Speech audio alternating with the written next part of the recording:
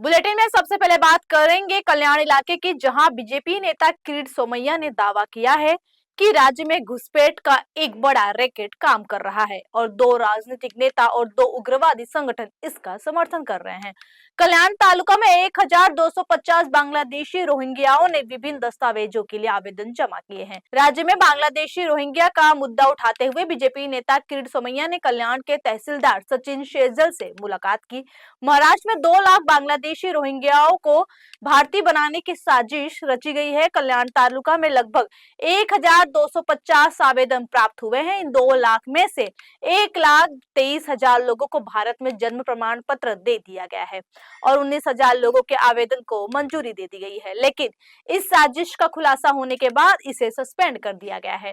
In सभी साजिशों के पीछे एक बड़ा गिरोह काम कर रहा है और इसे हाल ही में हुए विधानसभा चुनाव के दौरान 2 राजनीतिक नेताओं और 2 उग्रवादी संगठन और 2 बांग्लादेशी एजेंटों सहित 6 लोगों ने अंजाम दिया था। इन सभी मामलों की जांच एटीएस द्वारा शुरू की जा रही है और प्रशासनिक संलिप्तता के मामले में मालेगांव के 2 तहसीलदारों को निलंबित कर दिया गया है। मुख्यमंत्री देवेंद्र फडणवीस ने इन 2 लाख घुसपैठियों के खिलाफ आपराधिक कार्रवाई करने का अनुरोध किया है। वहीं इस घटना पर बीजेपी नेता किरीट सोमैया ने क्या कुछ कहा, ये सुनते हैं।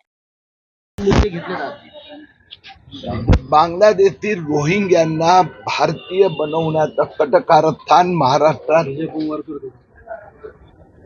6 महिन्यापूर्वी त्याची रचना करण्यात आली। कल्याण तालुक्यात असे 12.5 ते अर्ध आले आहेत। त्या संबंधी तहसीलदाराची विचारपूस चर्चा केली। एक मोठं कारस्थान 2 लाख बांगलादेशी रोहिंग्यांना भारतात जन्माचं प्रमाणपत्र देण्यात 1,23,000 दिले। 19,000 मंजूर झाले होते, त्यांना स्थगित करण्यात आले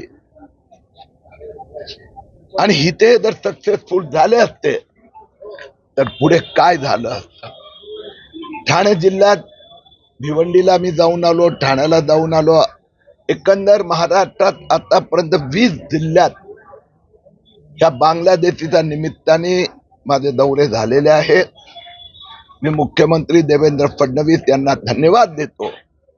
आज मी मुख्यमंत्र्यांना एक आणखीन सूचना पाठवली आहे, ज्याचा पासपोर्ट व्हेरिफिकेशन साठी पोलीस स्टेशन मध्ये एक अधिकारी नेमला जातो। अशाच पद्धतीने जुने उशिराचे प्रमाणपत्र, जन्म प्रमाणपत्र मिळवण्याच्या प्रक्रियेत त्या पोलीस कडून व्हेरिफिकेशन करून घेतलं पाहिजे। मालेगाव वोट जिहाद फंडिंग घोटाळा मी काढला होता। आता एक नवीन माहिती समोर आली आहे। सिराज मेहमद, अक्रम अहमद, महमूद बगाड यांनी 193 कोटी रुपये मालेगाव एपीएमसी नावाचा वापर करून काढून घेतला। त्यातना सुमारे 50 कोटी रुपये हे बांगलादेशींना सर्टिफिकेट देण्याचा घोटाळ्यात वापरण्यात आले आहे। ओके साहेब, 7,000मध्ये आधार कार्ड, पॅन कार्ड आणि सर्व भारतीय पुरावे दिले जातात। अशा दलालांवरती काही कारवाई होईल का? यासाठी काही आपला प्रयत्न असणार आहे का? साहेबांनी याला जोडून प्रश्न आहे की प्रशासनाकडून सुद्धा यांचं सहकार्य केलं जाते का, किंवा प्रशासनामध्ये कोणी आहे का जी एवढ्या मोठ्या प्रमाणामध्ये त्यांना कागदपत्र? यात असं लक्षात आलं आहे की ही जी गँग आहे त्यात 2 राजकीय पुढारी आहेत, 2 अतिरेकी संघटनांचे नेते आहेत आणि 2 बांगलादेशचे एजंट। या 6 लोकांनी मिळून हे षडयंत्र विधानसभा निवडणुकीच्या प्रचाराच्या काळात राबवलं। याची चौकशी एटीएसनी सुरू केली आहे। प्रशासनात जे तहसीलदार पातळीवर, नायब तहसीलदार ज्यांनी मोठ्या प्रमाणात जिथे इन्व्हॉल्वमेंट झालेली आहे, तर मालेगावचे 2 तहसीलदारांना निलंबित करण्यात आले। अमरावतीत पण एका तहसीलदारची चौकशी सुरू आहे आणि या सगळ्या तहसीलदारांना आता निर्देश देण्यात आले आहे की सगळ्या अर्जांचं पुन्हा रिव्हेरिफिकेशन करा। माझी मागणी मुख्यमंत्री देवेंद्र फडणवीस कडे ही आहे की हे 2 लाख लोक ज्यांचा भारतात जन्म झाला नाही, त्यांच्याकडे कुठलाही कागद पुरावा नाही, बोगस कागदपत्र दिलेले आहेत. यांच्यावर फौजदारी कारवाई झाली पाहिजे. आणि याचा पाठपुरावा करण्यासाठी उद्या मी मालेगावला पोलीस स्टेशनला माझा तक्रारीची पाठपुरावा करण्यासाठी उद्या पुन्हा एकदा मालेगावला जाणार. ज्या लोकांनी बोगस फर्जी डॉक्युमेंट दिलेत त्या सगळ्या बांगलादेशी मुस्लिमच्या विरोधात FIR झालाच पाहिजे. बॉर्डर जे आहेत, बॉर्डर भारत आणि बांगलादेशच्या बॉर्डर कमकुवत आहेत, त्या ठिकाणची सुरक्षा कुठेतरी कुचकामी आहे. त्या ठिकाणीच कुठेतरी दलाली होती आणि अशा बांगलादेशींना अवघ्या काही रुपयांमध्ये भारतामध्ये सोडण्यात येतं. आता या दोन गोष्टी वेगळ्या आहेत. 4,500 किलोमीटरची बॉर्डर आहे, नद्या आहेत.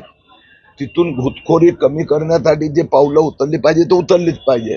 त्यात राज्य सरकारने पण तिथल्या, पण हा जो मी घोटाळा काढलाय हा तर पूर्ण महाराष्ट्राचाच आहे. तहसीलदारना अधिकार दिल्यात, गेल्यानंतर त्यांनी त्याचा जो दुरुपयोग केला. म्हणून सध्या माझं लक्ष या घोटाळ्यावर आहे. एका महिन्यात मला खात्री आहे याचं सगळं इन्व्हेस्टिगेशन पूर्ण होणार.